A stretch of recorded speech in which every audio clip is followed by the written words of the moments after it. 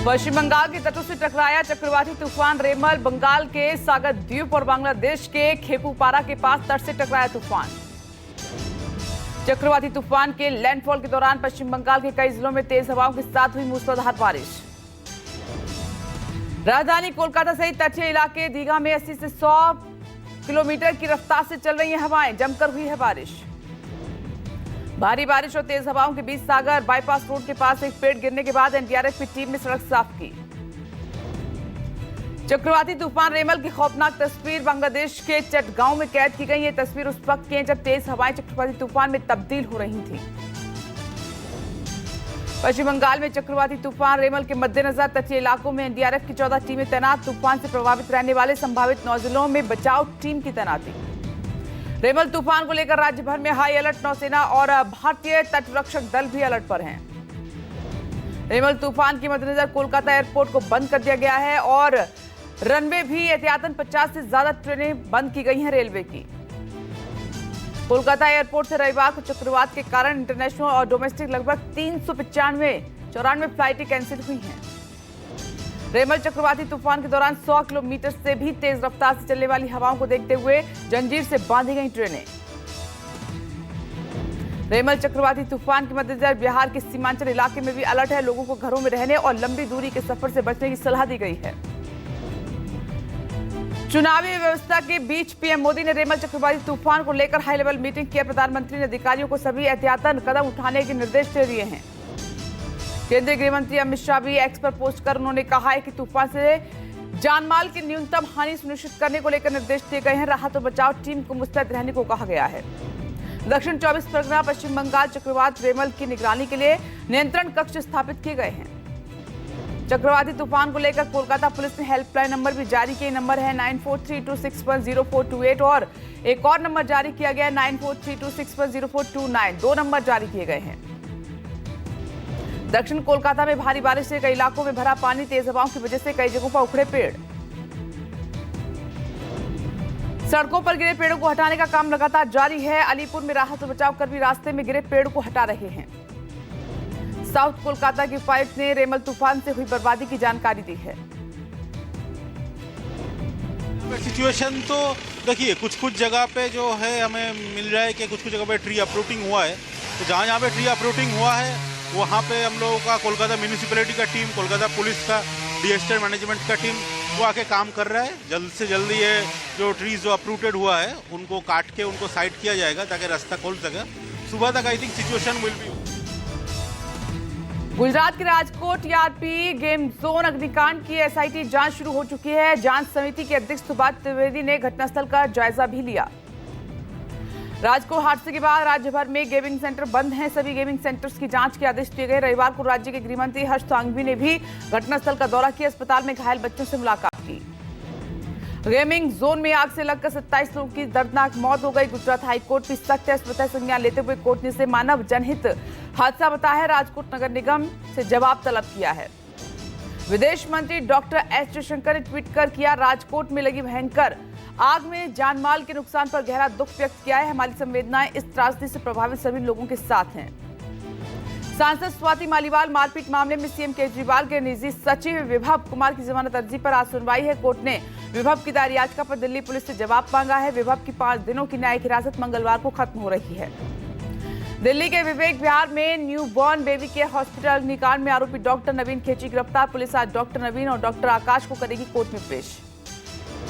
UP के Ghazipur seat से सपा प्रत्याशी अफजाल अंसारी को लेकर इलाहाबाद हाईकोर्ट में सुनवाई। गैंगस्टर एक्ट में सजा रद्द करने की याचिका के खिलाफ यूपी सरकार और कृष्णानंद राय के परिजनों ने अफजाल की सजा 4 साल से बढ़ाकर 10 साल करने की मांग की है। यूपी के सुल्तानपुर एमपी एमएलए कोर्ट में राहुल गांधी के खिलाफ मानहानि केस में सुनवाई। कांग्रेस नेता ने गृह मंत्री अमित शाह के खिलाफ 2018 में की थी आपत्तिजनक टिप्पणी।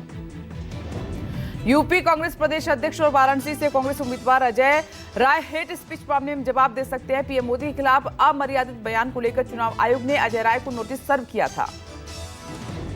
लोकसभा चुनाव के 7वें और आखिरी चरण के मतदान के लिए इंडिया गठबंधन की बैठक। कांग्रेस अध्यक्ष मल्लिकार्जुन खड़गे ने 1 मई को बुलाई बैठक। चुनाव समीक्षा के लिए बुलाई गई बैठक। गठबंधन को 300 सीटें जीतने का है भरोसा। केंद्र सरकार ने आर्मी चीफ मनोज पांडे का कार्यकाल 30 जून तक बढ़ाया है। सेना प्रमुख जनरल मनोज पांडे 31 मई को होने वाले थे रिटायर।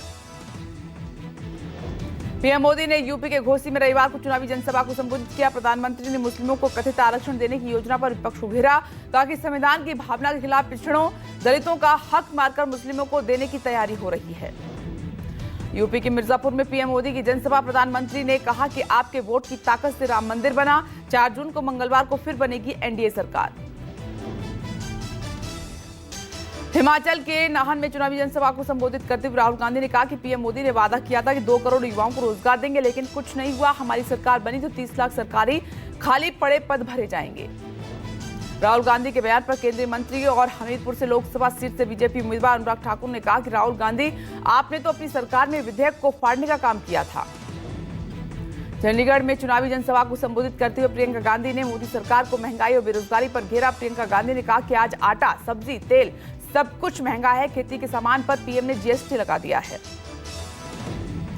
बिहार के अरवल में तेजस्वी यादव ने कहा कि हमारी सरकार बनेगी तो 1 करोड़ युवाओं को सरकारी नौकरी मिलेगी और तेजस्वी तब तक शांत नहीं बैठेगा जब तक अपने बेरोजगार भाइयों को नौकरी नहीं दिलवा दे।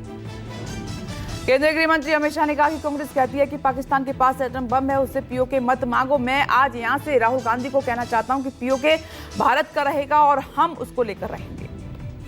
अमित शाह के बयान पर कांग्रेस नेता पवन खेड़ा ने कहा कि उन्हें दावा करने दीजिए, सच्चाई वे अच्छी तरह जानते हैं। बीजेपी को 180 या उससे भी कम सीटें मिलेंगी। बलिया में रैली को संबोधित करते हुए अखिलेश यादव ने मोदी सरकार पर तीखा प्रहार किया। अखिलेश यादव ने कहा कि मैं आपसे समर्थन और सहयोग मांगने आया हूं। 10 साल से बीजेपी सरकार ने सिर्फ धोखा दिया है। पंजाब के होशियारपुर में दिल्ली के सीएम अरविंद केजरीवाल ने रोड शो किया। केजरीवाल के रोड शो में उमड़ा जनसैलाब। दिल्ली सीएम ने मोदी सरकार पर जमकर निशाना साधा। तेजस्वी का पीएम मोदी को खुला खत। जातिगत जनगणना, आरक्षण, मंडल कमीशन और संविधान पर की बात। तेजस्वी ने खत में लिखा कि पीएम भैंस और मंगलसूत्र के रास्ते होते हुए मुजरा तक पर आ गए हैं। पद की गरिमा का ख्याल रखिए। तेजस्वी ने पत्र में आगे लिखा कि पीएम लोकतांत्रिक लड़ाई लड़ने की बजाय जेल भेजने की धमकी दे रहे हैं। बिहार आके झूठी, आधारहीन और तथ्यहीन बातें कर रहे हैं। पीएम के जेल जाने वाले बयान के बाद तेजस्वी का पलटवार। कहा कि गुजराती से नहीं डरता बिहारी, एक बार हाथ लगाकर तो दिखाओ। पीएम के बयान पर तेजस्वी यादव का हमला। कहा कि पीएम मोदी को संविधान का ज्ञान नहीं, उनकी भाषा में गिरावट आ रही है। पीएम की भाषा उनके समर्थकों को भी अच्छी नहीं लग रही। आरजेडी नेता तेजस्वी यादव के बयान पर चिराग पासवान का हमला। कहा कि जो 2 बार पीएम और 3 बार सीएम रह चुका है उसे संविधान का ज्ञान नहीं होगा, तो तेजस्वी यादव को ज्ञान होगा।